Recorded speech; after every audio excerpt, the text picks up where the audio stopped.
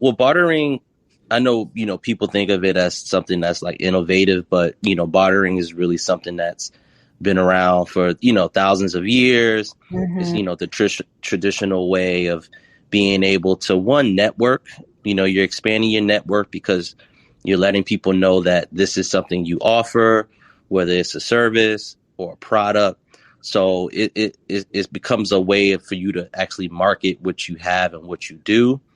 It's also, a way for you to survive, right? So when you don't have, what would be deemed, as monetary resources, what you do and who you are as a person, as a culture, as a, businessman or whatnot, is always something you could rely on at the end of the day. So it's really something for you, to use to your disposal. You're listening to the Black to Business Podcast, an educational podcast providing Black entrepreneurs with the tools and resources to start and grow their businesses. We chat with vetted Black entrepreneurs, thought leaders, and business owners as they provide tips and resources to help take your business to the next level. I'm your host, Monique T. Marshall. Hey cousin, welcome back and Happy New Year. So first things first is you're probably thinking, cousins, since when? Well, since today. So I'm from the South where everybody is quote unquote related. Even if you're not blood related, there's still this kinship. We're like a big family, so we call each other cousins. So I was thinking, I always feel like people who support Black to Business remind me of my own relationship with my actual family. So I have a super supportive family. I'm so blessed and grateful, and I feel the same way about you. So that's what makes you a cousin to Black to Business. And I was running this by the team, like, I want to address the Black to Business supporters in a unique way. And they were like, maybe you should ask them how they like to be addressed. So, although I'm thinking cousins, let me know what you think and shoot me a DM on Instagram or Facebook at Black to Business and let me know if you're feeling the cousins or if you have an idea for something else. Okay, now let's get into today's episode. So when you're just starting a business, resources may be tight. You might find yourself in a situation where you can't do it yourself and you have to hire a professional to get the job done. But the cost can be super expensive. Well, the good news is you just might be the solution. Yes, you. So you can actually turn your creative skills into currency. So let's say you have great administrative skills, but you aren't skilled in graphic design. You can actually engage the service of a graphic designer and offer your administrative services in exchange. This process is known as bartering. So you might be thinking, what's bartering? Well, bartering involves exchanging one service for another without using money. Bartering your skills helps you save money while still getting the quality services you need. And we understand that putting yourself out there to initiate a barter can be a little intimidating. So this is why we have invited Chad Balkum and Johnathan Wellington to break down how to use your creative skills as currency. Chad and Johnathan are the founders of Skillhaus, an online platform for bartering skills with a diverse community of creatives. So during our conversation today, you're going to learn why bartering is important in business, how it actually works, and the importance of relationships in bartering, and why skills are actually the new currency, and so much more. But most importantly, you're also going to learn how you can use bartering to increase your cash flow. So let's get into it. Chad and Johnathan, welcome to the Black to Business podcast. So excited to have both of you here. So welcome to the show. Thank you. We appreciate you inviting us. Yes, of course. So today we're going to dive into all the things about what you both are doing over at Skillhaus and also talk about the power of bartering and using your creative skills as currency. So before we dive in, I always like to share with my audience who I'm talking to. So if you all could just give a brief background about who you are, what is it that you do in your business, and kind of how you got started. I guess I'll go first. So my name is Chad Balkum. By day, I'm a senior designer, a freelance designer. And then within my business, I mainly, with Skillhaus, I mainly take care of everything creative direction, branding, things of that nature. Before getting to where I currently am, I actually worked in fashion for about about 10 years, doing everything from interning as a graphic designer to becoming a wholesaler, distributor for like various brands within the US and Europe. And I ended up coming back into where I am now as far as in the more so creative and design realm by circumstance. Basically, I was designing for friends on the side. And then I also started my own menswear line with a friend of mine in the past. And then the work that came out of that kind of allowed me to transition to become a freelance designer and getting to where I am right now. Perfect. And what about you, Jonathan? So once again, my name is Johnathan Wellington. My day-to-day is in commercial and residential real estate. I've been in the industry for 6 years now. Pretty much working with investors. A large part of my background is, working in sales, dealing with, customer relations, being front facing. So that's really what I bring to the table with Skillhaus is, thinking about how we can, reach our consumer, relate to them, and better serve them on a day-to-day basis. Love it. So if you could, either of you could just share a little bit about how you both came together, and then what is it that you do at Skillhaus? Yeah. So with Skillhaus, initially, it was, Chad's idea. He came up with the idea about how to better serve creatives. He's coming from a creative world.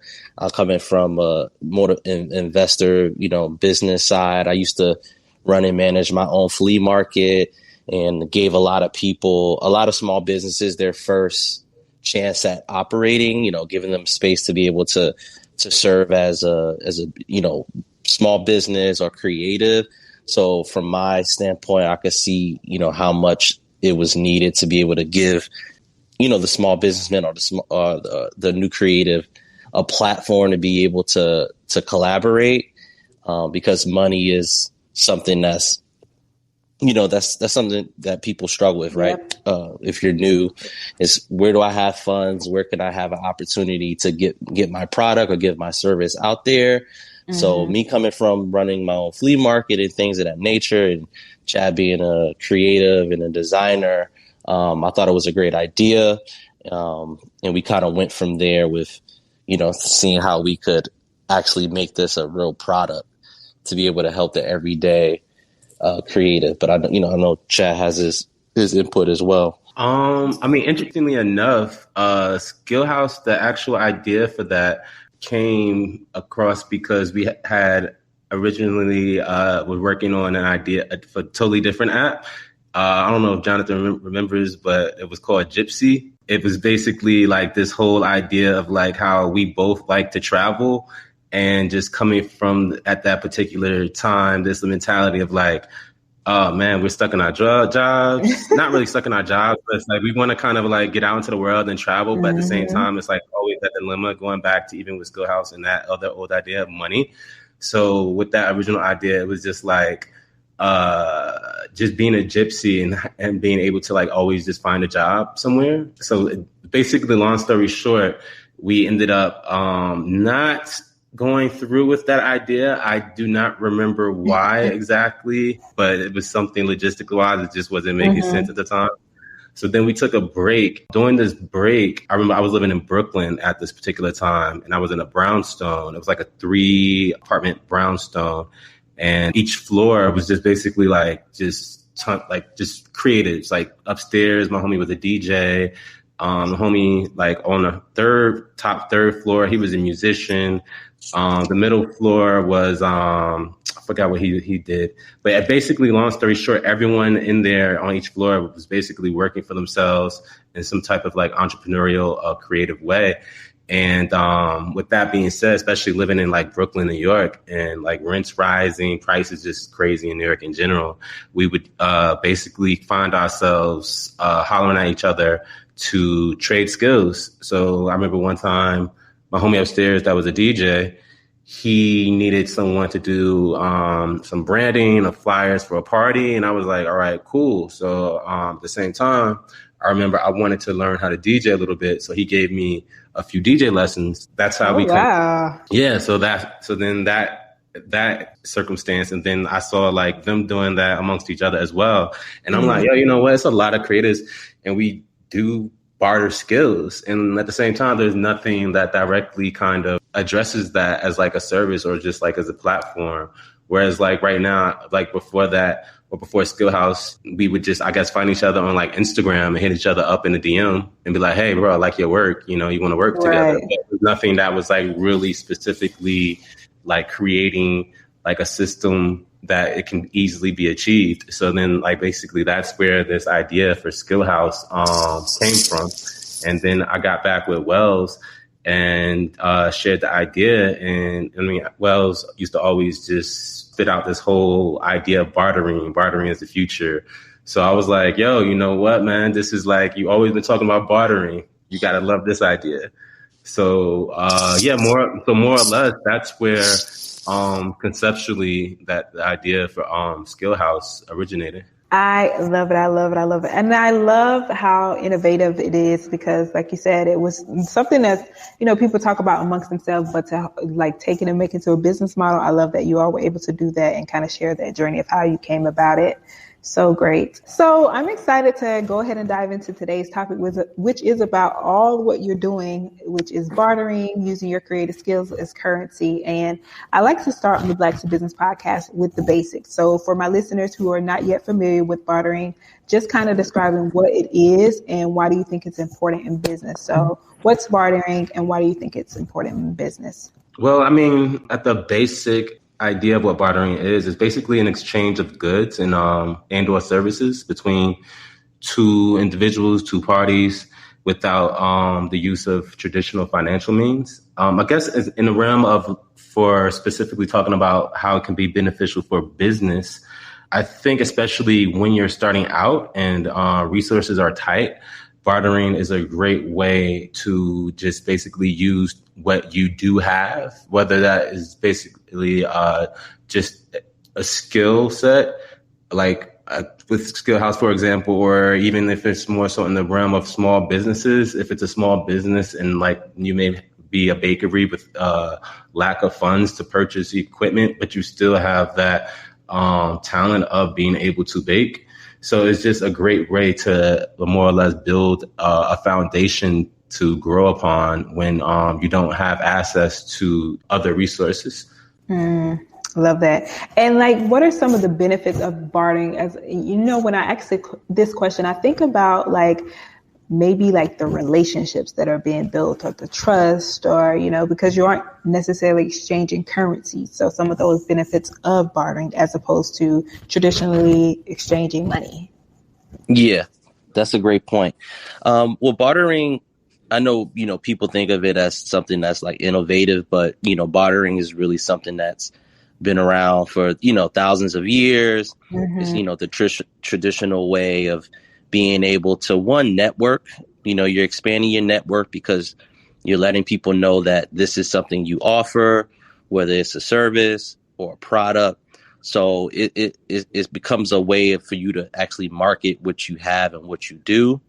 It's also, you know, a way for you to survive, right? So when you don't have, you know, what would be deemed, you know, as monetary resources, what you do and who you are as a person, you know, as a culture, as a, you know, businessman or whatnot is always something you can rely on at the end of the day.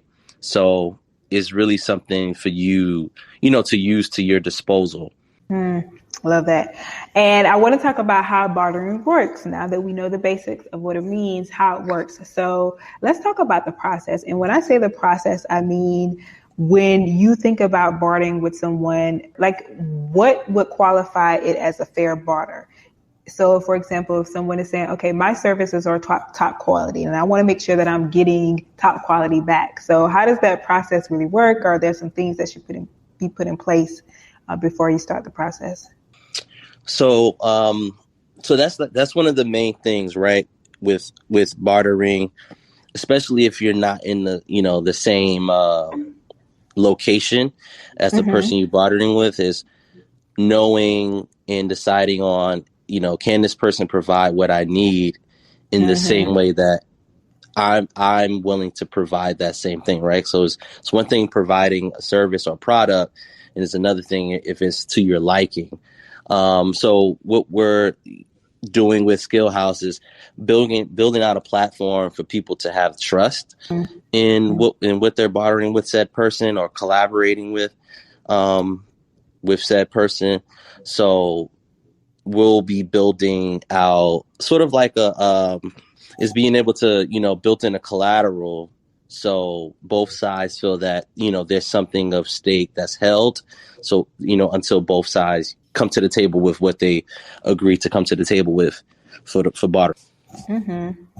And so I know with bartering, like anything else, it could be simple or it could be more complex forms of bartering. So if you could discuss the simple to more complex forms of bartering and also the traditional versus the modern bartering. I think as far as like the simple, more simple side of it is bartering goods or physical goods. Mm-hmm. Because like there's like, even when we're talking about like platforms and things of that nature, for example, like there's services that allow you to just straight up do that, where it's like I have these shoes and I'm looking to barter for, I don't know, whatever you have, give me an offer. Whereas like it's much easier to place a value on something of that nature. And I feel like that's like more so in relation to the origination of bartering, where it's like this physical transaction opposed to talk about Skillhaus. We're putting something where it's like very subjective as far as like someone's skill set. And it's like, basically, I know like with something like that, it gets a little bit more complicated to put a price on that. And I think that kind of like touches on also is that with bartering, there's this aspect of community and trust. And a lot of that discretion is definitely left up to community and building trust within that community. And then also just being also honest with yourself as far as like whatever it is that you do. So if it is, we're talking about skills, like just being honest as far as like, let's say if I've been doing this for 4 years opposed to someone who's been doing this for 10 years, obviously someone who's been doing this for 10 years, they have like a higher rate of transaction as far as like what they hold as far as the value of their particular skill set. So yeah, I think a lot of that does come down to just as far as like you as the individual being honest, being transparent, and being like trustworthy within like this larger community. I'm so glad you put that, like the amount of time or skin in the game. So that's so important, and about being honest, so that both parties know, okay, they leave satisfied. And then, now, of course, there are times when you're probably like, nope, this is not going to work. So when do you think someone should barter and when it doesn't make sense? Like, are there any instances? I know it could be like so many examples, but any instances where maybe they should think about a situation where it's like, okay, this is good, but this may not make sense. Well, yeah, when you have two different mediums, let's say for instance, like let's say let's say you have a barber. Let's say you have a barber, for instance, and then you have someone who, I don't know, someone who makes furniture. Let's just say for instance, right? One trade requires way more time to produce, a product than the other, right? So that would be an instance where you might lean away from completely bartering, or you might want to do maybe a mixture, right? You could do a mixture of, okay, I could provide you this many haircuts and mix that in with, this amount of money to maybe come to a balance versus, okay, I can make this product for you that I'm doing, with these tools and by hand, but this is going to take me, this might take you 10 plus hours, or 20 plus hours. Right. So just because, it's a little bit more intricate versus, how many haircuts a barber, can give you. So, you could use the idea of money to help, quantify the trade or the barter. Love that. And so in all of this, how important are relationships in the process? I think relationships are, with anything, honestly, a big part of the process. Just because even like just taking this into like the real world examples, back to when I was living in Brooklyn and I would like barter with the homies I live with or just whomever else.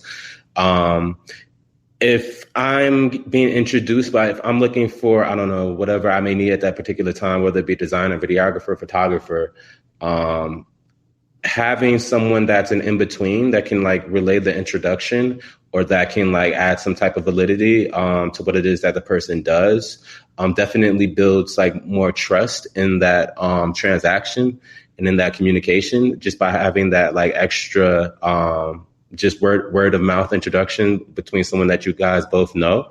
I think that just like creates this much better of a relationship prior to going into like the barter, opposed to someone that you may have never met before, and you're kind of just putting full trust into an individual completing something for you, and you don't really have any guarantee on the completion of it.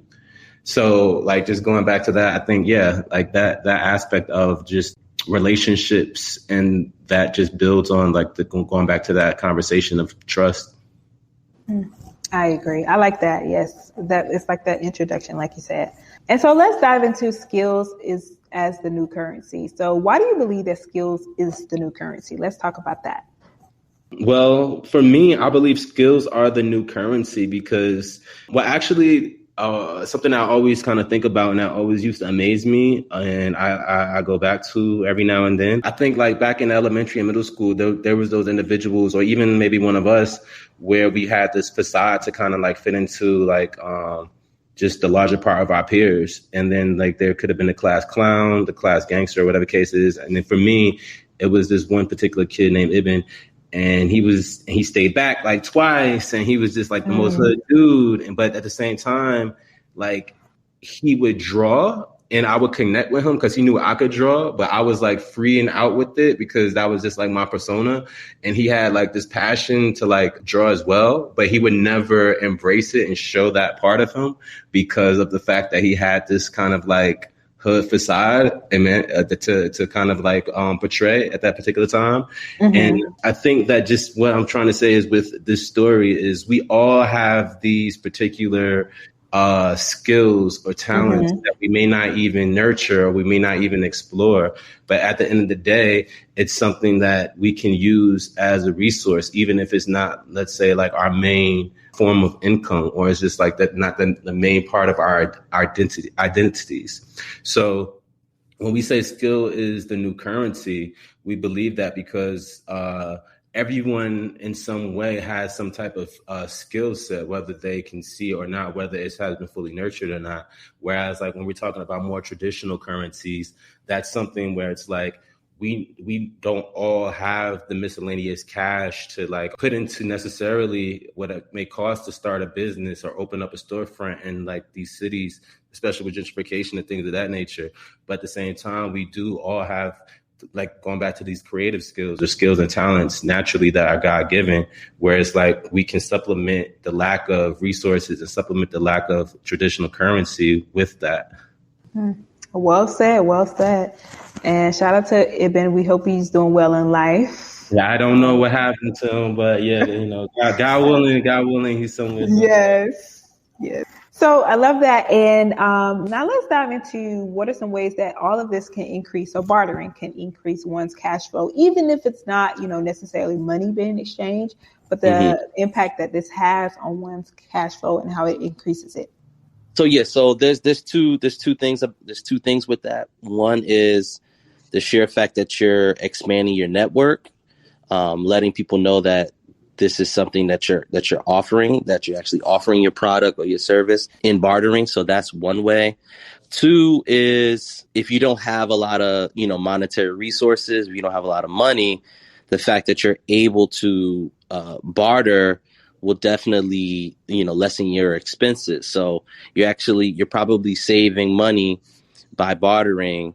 And so by saving on your expenses, that's probably putting more money and putting more cash flow in your pocket. For me, for example, just as far as like actual working example, when I started bartering at that particular time, I wasn't even doing too much freelance design work. And by bartering, it could be used as a resource to basically allow you to gain just more exposure for whatever it is that you do. Like when I was, for example, in exchange on flyers for individuals, those flyers that I may have done for this person for free because we bartered, someone else may have seen it and asked for like my services because of the fact that they saw those flyers. So that's in turn work actually that were actually paid that I got because I initially started out basically bartering. So it's just also allowing a way for you to like easily get your work out there or just gain more experience and more exposure. And in the meantime, getting something in return, even though it may not be money at first. But basically, as you grow, let's say, for example, with the Skillhaus platform, as individuals grow on the platform and get more work, and they are able to like build their portfolio in real life, that in turn basically will allow them to get to a point where it's like they can take that built portfolio that they were able to create by bartering and now go ahead and introduce themselves to someone to actually get work. Whereas before, prior to the platform, it may have been hard for them to like build up that portfolio because no one's obviously maybe like paying you initially to do the design work. I love that. And I like that you both spoke about it also speaks to your reputation. So that's a way of referral. And then also the fact that you are saving money by not spending money in bartering those services. So great points there. And of course, this is the Black to Business podcast. So we always want to tie all of these things back into how they benefit or what impact they have on Black entrepreneurs.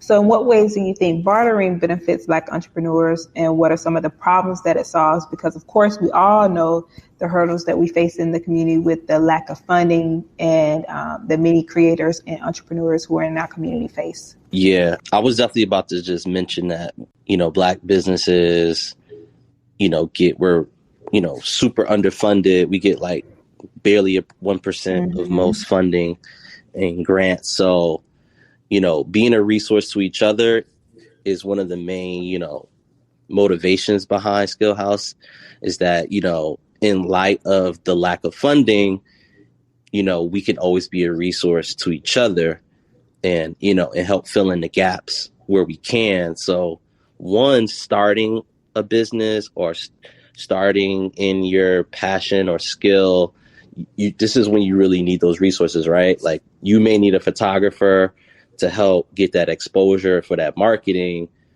It costs. You might need video. That stuff costs. None of this, everything has gotten a lot more expensive over the years. So Skillhaus is a platform for you to be able to find those services from reputable people and also offer them to people that need what you offer. And for me, I think outside of like the individual gains that can come out of this, I think also something else is, especially when we're talking about within specifically the Black community, the connections and collaborations that can form outside of these relationships that are created by bartering. So just by doing like one simple transaction between you and another individual, that transaction may actually lead to a larger business idea, business opportunity that both individuals can create. Whereas for example, if I have this small business and I may be looking for a designer, and then this designer can contribute to some way in my small business, or even if it's just an idea that he's contributed to that I'm trying to get off the ground, that initial project link up can turn to that designer and possibly becoming your co-founder. So it can open up doors in these dynamic ways that even create just opportunities for more Black business and just more Black entrepreneurs. Love that. Well said. Well said. And of course, things to know when people are going this route, any precautions to take. So let's talk about, are there any rules or regulations that one should be aware of when bartering? Well, yeah, there's no, traditionally like bartering there's a lot of, I won't say like pitfalls, but there's not as many assurances, right? Because that's part of the reason why bartering kind of morphed into into using money, right? Because sometimes there's not always a equal balance of time and service versus money. Money is like, we all have agreed that money is what we use or whatnot. So there are some things that, you have to keep in mind when you're trying to trade, your skill versus another product or vice versa or whatnot. So even the same thing with money. So honestly, the same things we kind of have, worries with using money for things, it would be the same. You might not get exactly how you wanted something if you pay for it versus if you traded for it. I don't know if Chad maybe has some. I think in reference to some of the like legalities or pitfalls in reference to bartering, just on a generic, I guess, basis, is that people just, if it's on a one-to-one, we're not talking about even specifically to the Skillhaus platform, because we have our own kind of like legalities and things kind of like put in motion to kind of protect in reference to that.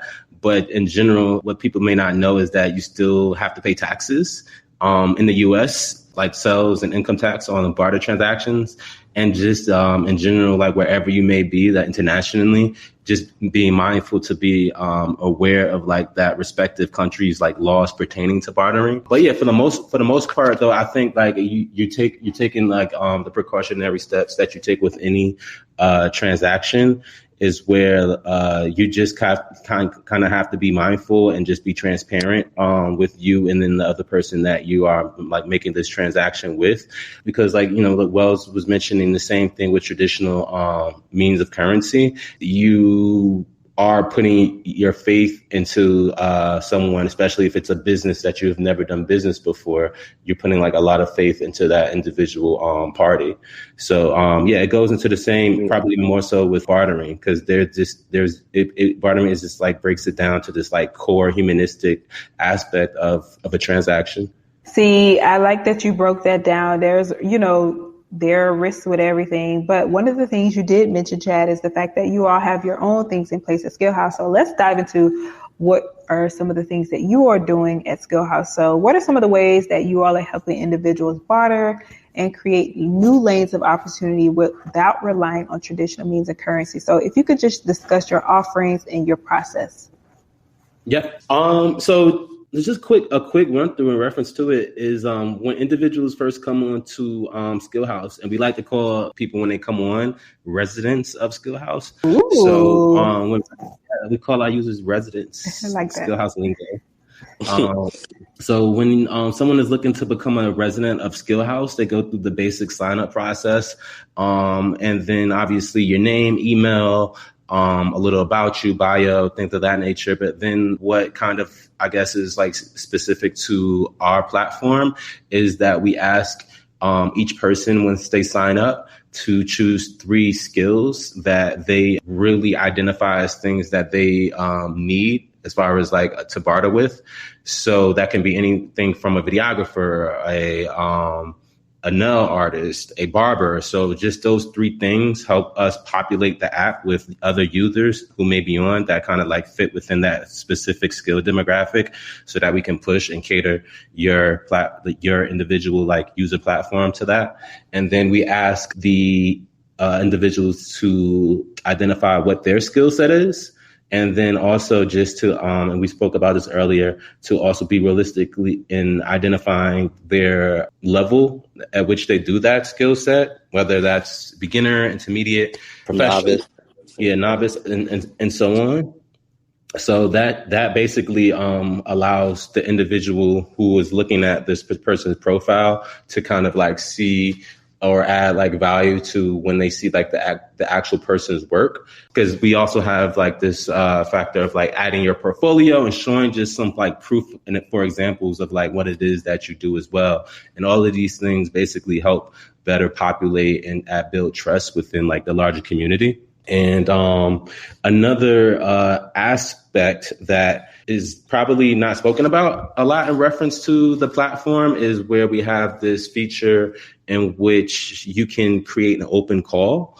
So, for example, someone on the platform, a resident, may have a project that they're working on or trying to get off the ground.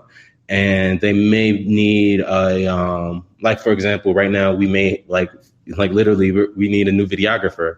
So on the app, you can basically create this open call where you list what the project is and list basically the skills that you need.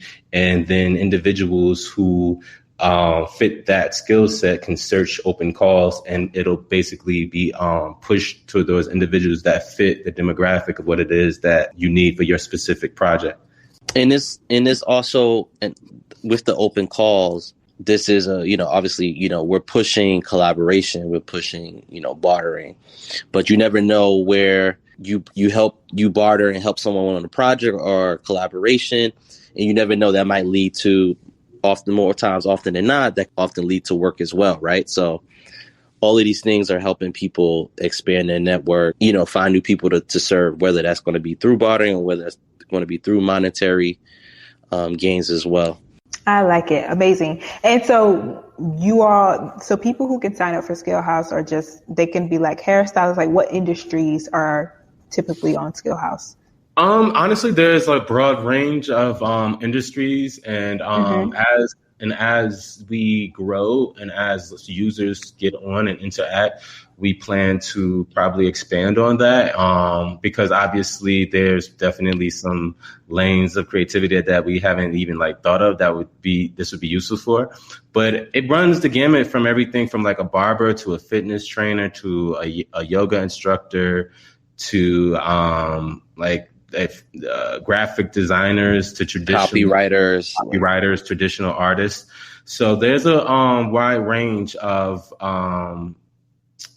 creative niches to choose from when you're signing up for the platform. And then if there's maybe a niche or a creative industry that we haven't put on there and someone's looking for, they can always reach out to us, because obviously there are quite a few that we haven't even thought of yet.